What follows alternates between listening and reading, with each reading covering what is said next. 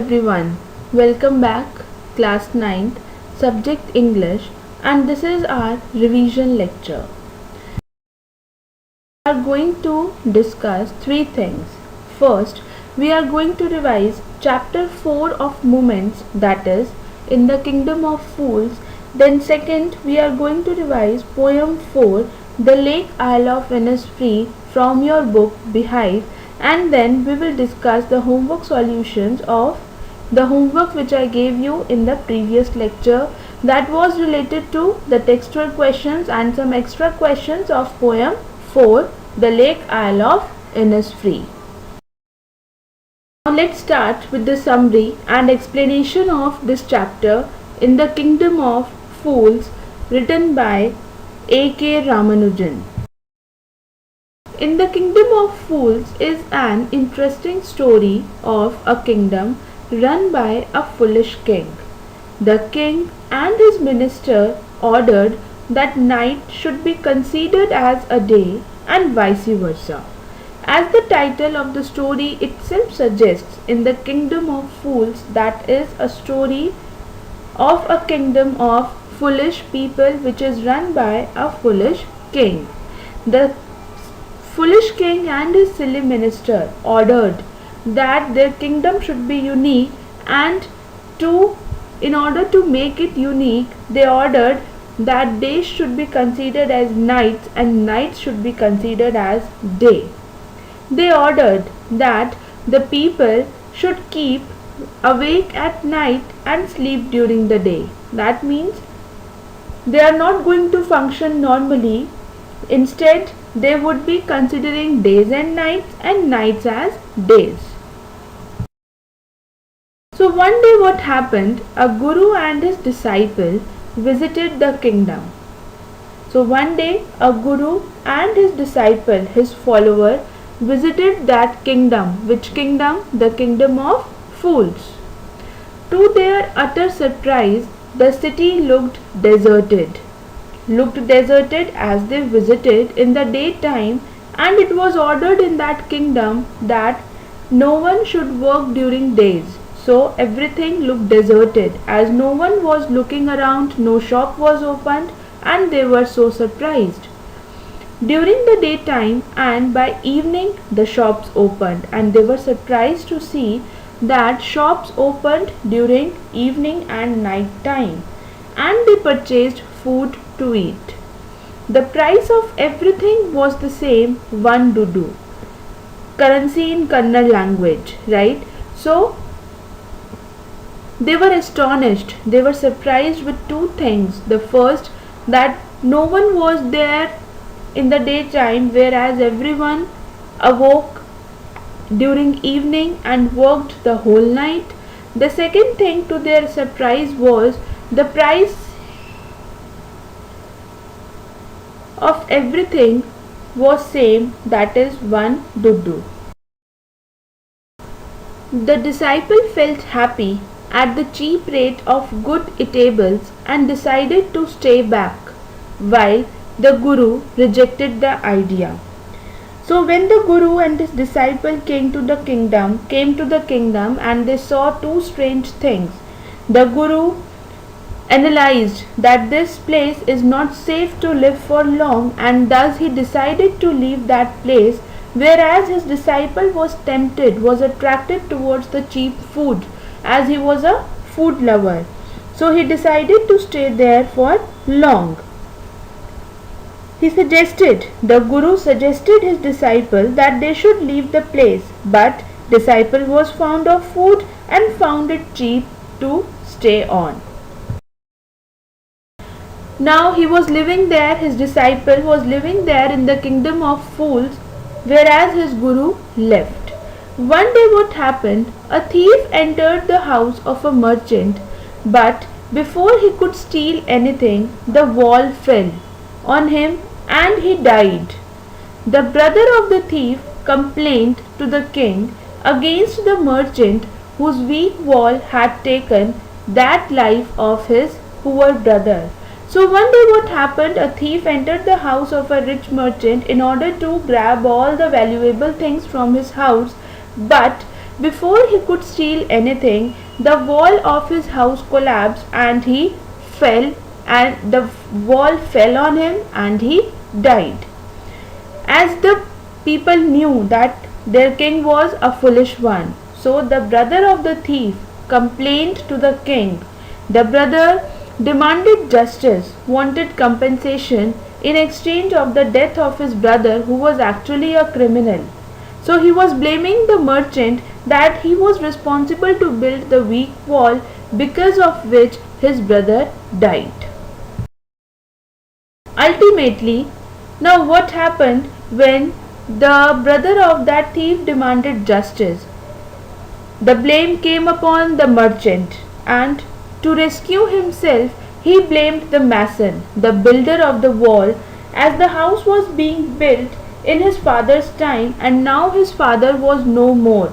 So the merchant blamed the mason, that poor mason who had built that house a long years ago. Now he was also called, and that builder blamed the dancing girl, a girl who was continuously moving to and fro from the same passage on which he was building the wall, and when she used to go to and fro, the juggling sound of her anklets distracted the builder. So the builder blamed the dancing girl. Now the dancing girl wanted to rescue herself as she has no connection with that case, and the blame continued. So first the blame came upon the merchant, then he blamed the bricklayer. The bricklayer blamed the dancer who distracted him when he was making the wall by passing in front of him a dozen times, which resulted in poor quality of the wall.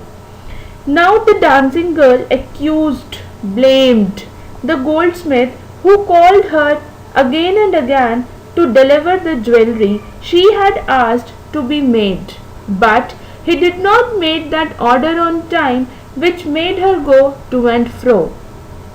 Now the goldsmith was to be blamed, and ultimately the goldsmith blamed the merchant's father as he had been making the urgent jewelry for him, thus delaying the finishing of the dancing girl's jewelry.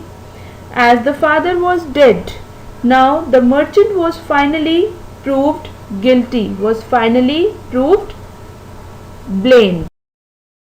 Now finally, the decision was taken by the king, and he decided that the merchant's father was the real culprit, as he forced the goldsmith to make his order first, that resulted in the delaying of the order of that girl, which ultimately results in the building of the weak wall that led to the death of that thief. As the merchant's father was dead and his son had inherited all his property, so he would also get punished in place of his father. So this was the final decision that came out of all the trials that had been there in the king's court, that his father was dead, so his brother, his son, that is the merchant, was responsible, and he would be punished in place of his father. Another turn of events takes place when the minister feels that the merchant is too thin to be killed by the stake. Now, in order to punish the merchant, a new stake was built, but eventually the stake was too big and the merchant was too thin, so the merchant did not fit the stake. Now another problem arose. What was the problem? That merchant was too thin, the stake was too big. Now what should be done? Now the king ordered his men to find a fat person who could be punished in place of the merchant. Now see the decision of the foolish king, as the stake had been built and someone had to be punished, but the real culprit, that is the merchant, was too thin to fit the stake. Now a person had to be found who would fit the stake. Now the search was on to find a fat man to fit that new stake. Therefore, The king ordered that a fat man should be found. Now the king ordered his men that quickly, immediately find a fat man to fit the stake. The king's men brought the disciple to the stake. Now, among all who were living there in the kingdom, the disciple had grown fat due to eating of food daily. As he was tempted by the cheap food, he had grown fat, and now he was the only person who was perfectly fitting the stake. So the king's men brought him. The disciple prayed to his guru who had magic powers. Now he remembered his guru words. That time the disciple, he did not leave the kingdom with his guru, and he was enjoying the food, the cheap food, and he had grown fat, which ultimately led him trapped. And now he remembers his guru in this situation when he had no one to help him. The guru visualized that his disciple is in trouble and reached to save him. He used his intelligence and wisdom to trap the foolish king.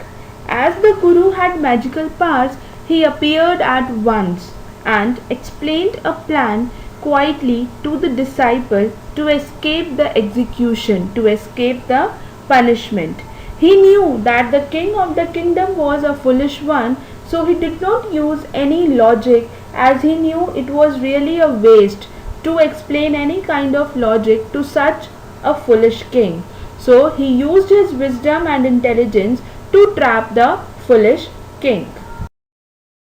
The guru hatched a plan. He said to the king that the person who would be executed first on this holy stake would reborn as a king of this kingdom, and the second one would be reborn as minister.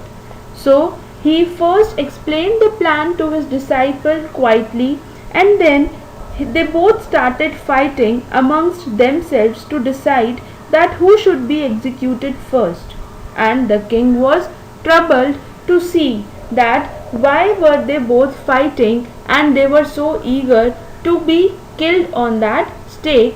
The guru explained him the reason that who would be executed first would be reborn as the king of the kingdom, and who would die second would reborn as minister.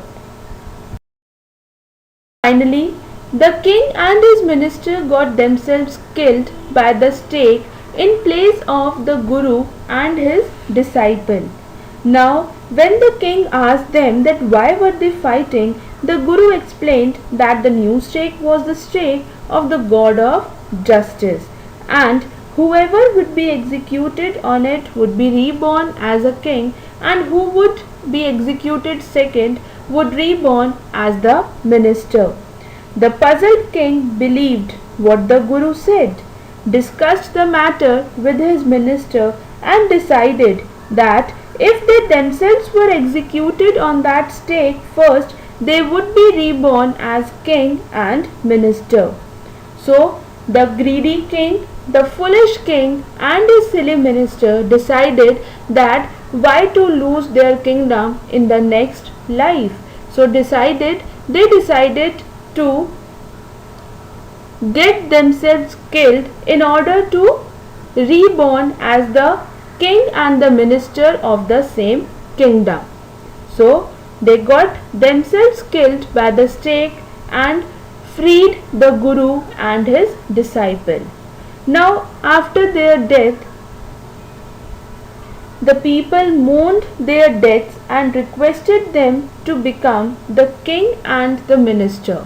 They begged the guru and his disciple to become their new king and minister. The guru agreed on a condition that the kingdom would function normally like all other kingdoms did.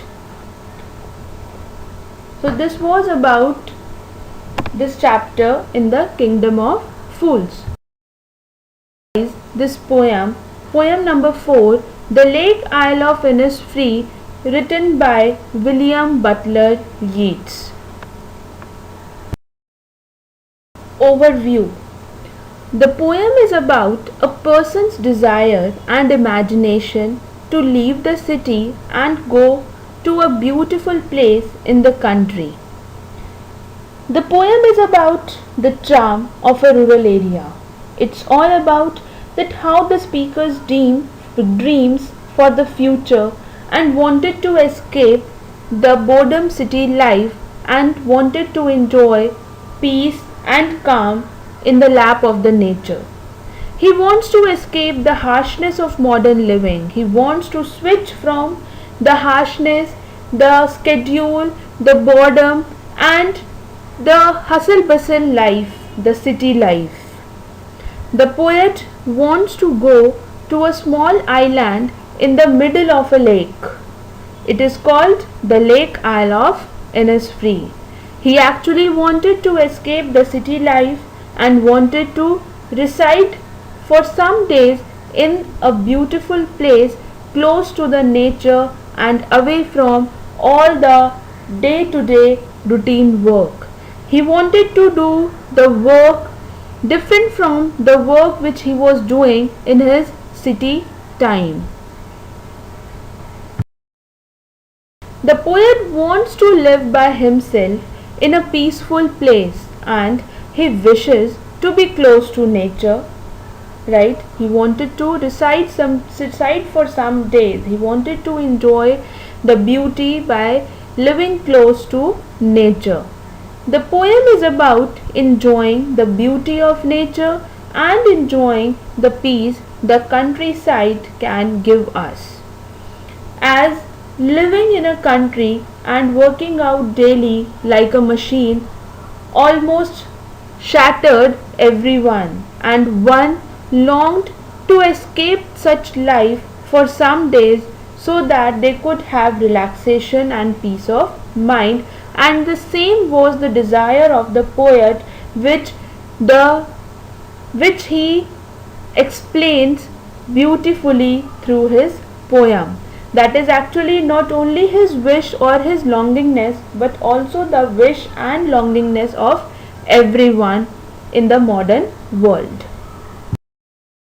Innisfree is an uninhabited island in Ireland. That means that place was not full of so many people. That place was full of peace and calm as it is situated in the middle of the sea and so was not occupied by many people. The poet declares that he will arise, that he will get up and go to Innisfree, and when he will be going to Innisfree, there he will build a small cabin made of wattles and clay. The cabin will be made of clay and wattles, mixture of twigs used to make fences. So he wanted to go there and wanted to build a small cabin for himself so that he could live alone for some time. There he will have 9 bean rows and a beehive. There he will plant bean crops in 9 rows. And why this 9 number? Because any number can be created using the digits 0 to 9. So that is a symbol used by the poet to represent the fact that he wanted to grow as many plants as he could, and also he would have a beehive. Then he will live alone in the glade loud, in the open area with the buzzing bees. He wanted to live in the open area where he could hear only the buzzing sound of the bees who would reside in the beehive. He will have peace there, and he will definitely would be having peace there. Peace, he believes, drops from the vales of morning to where the cricket sings. The beautiful sight of the morning, that is the sunrise, from the vales of morning. That means he would enjoy this beauty of morning that will vanish all his darkness of the last night and also the darkness of his life, the problems of his life, and he would also enjoy the cricket sings, the sound of this bird cricket, and there would be no hustle bustle, no shattering noise of the city. Instead, he would enjoy the sound of the things which are present in the nature by residing, by living close to them. In the midnight there is a glimmer, and the noon is a purple glow, and there would be shimmer with the shining stars in the sky, and noon and the evening will be a purple glow, will be a purple shade, and he wanted to enjoy such moments which eventually he could not while residing in the city. The evening is full of linnet's wings. Linnet, a bird of brown and grey color with a short beak. So the evening will be full of the flapping of the wings of linnet, and he wanted to enjoy the hearing of the flapping of the wings of this bird also. The poet declares again that he will arise and he would go there, for there he always hears the lake water lapping by the shore, the striking of the lake water by the shore. He wanted to enjoy that sound by spending some time near the lake water. Now, when he enjoys all these things in his imagination and comes back to his boredom city life, he stood in the city on the pavements or on the roadside, though he comes back from his imagination, but still that sound of lake water lapping he hears the sound from the core of his heart, from the deep heart's core, that is in the inner side of his heart, in the inner part of his heart. He could feel, he could hear the sound of the lake water lapping, of the cricket bird, and of the flapping of the wings of the linnet bird, as he could not forget such sound that gives him soothe and relaxation and calmness. So this poem, written by William Butler Yeats, eventually explores the fact that one longs for such peace and calmness which he was longing for. He wanted to escape the busy and crowded streets of his city to a small island in a lake of which he had fond childhood memories. So this was about this poem, The Lake Isle of Innisfree. Now, what is the substance of the poem? The poet wants to build a small cabin at Innisfree, and he will build it with natural materials. He will live there alone. He will find peace on the lake. There, peace drops from the morning and the beautiful midnight.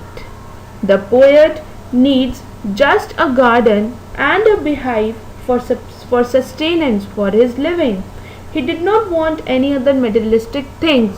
Instead, he just needs a garden and natural things to live there. He determines to leave immediately, because even when he stands on a road or a city pavement, he hears the lapping of the lake water in his heart. So this is the main substance of the poem. The homework solutions of the homework which I gave. First we will discuss the textual questions. Part 1. Question number 1. What kind of place is Innisfree? Think about the 3 things the poet wants to do when he goes back there, what he hears and sees there and its effect on him, what he hears in his heart's core even when he is far away from Innisfree. The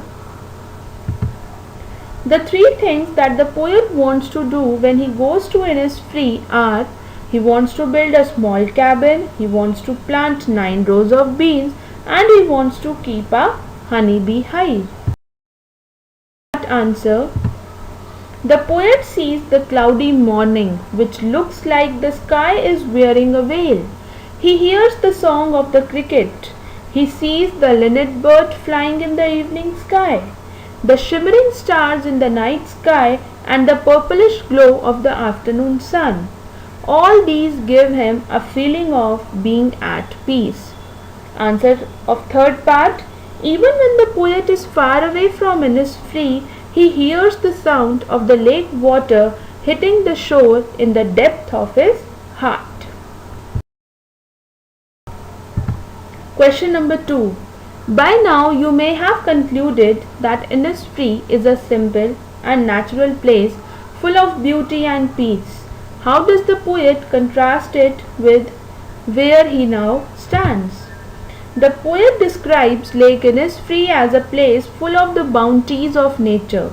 He sees the cloudy sky, the shimmering stars in the night sky, the purplish glow of the afternoon sun, and the linnet bird flying in the evening sky. The sound of the cricket song is also pleasing to him. On the other hand, the place where he stands now is an urban place which is devoid of all these beauties of nature. He says that there are roadways and grey colored pavements around him. So that is how he contrasts between the two places. Question number 3. Do you think Innisfree is only a place or a state of mind? Does the poet actually miss the place of his boyhood days? Innisfree is a place that the poet used to visit in his boyhood. As he lives in the city now, he expresses a desire to go to Innisfree, which had peaceful surroundings. This shows his state of mind. Yes, he misses Lake Innisfree when he says that the sound of the lake water hitting the shore echoes in the core of his heart. Next question of part 2. Look at the words the poet uses to describe what he sees and he hears at Innisfree. What words? Be loud glade, evenings full of the linnet's wings, lake water lapping with low sounds. What pictures do these words create in your? We can imagine bees buzzing around, with the second image of the linnets flying across the evening sky appears in the reader's mind, and third draws an image and also create the sound of the lake water striking against the shore of the lake. Look at these words. Peace comes drooping slow, drooping from the vales of the morning to where the cricket sings. What do these words mean to you? What do you think comes drooping slow from the vales of the morning? What does to where the cricket sings mean? Answer. These lines indicate that the feeling of being at peace seeps in slowly and gradually. As one sees the cloudy morning, which is followed by the pleasant song of the cricket, the poet gains peace of mind. These vibrant sounds and scenes of nature bring a feeling of peacefulness experienced by the poet. Now, First question. Why does the poet want Innisfree? The poet wanted to go to Innisfree in search of peace. He didn't like the noisy place as London was. He wanted to live at a peaceful place. The poet craved for some peaceful place, and hence he wanted to go to Innisfree. Next question.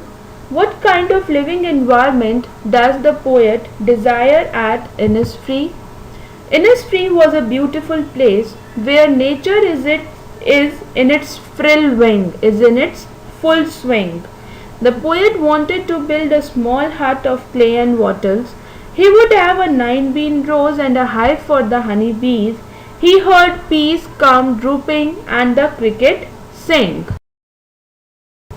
Next question. How will the midnight look at Innisfree? Innisfree land glimmer at midnight, became purple at noon and full of small sparrows in the evening. The poet said that he would go there forever and enjoy the beauty of nature all through his life. He would hear the lapping sound of the lake's water and would hear this sound in the deep heart's core. Last question. Why does peace comes drooping slow at Innisfree?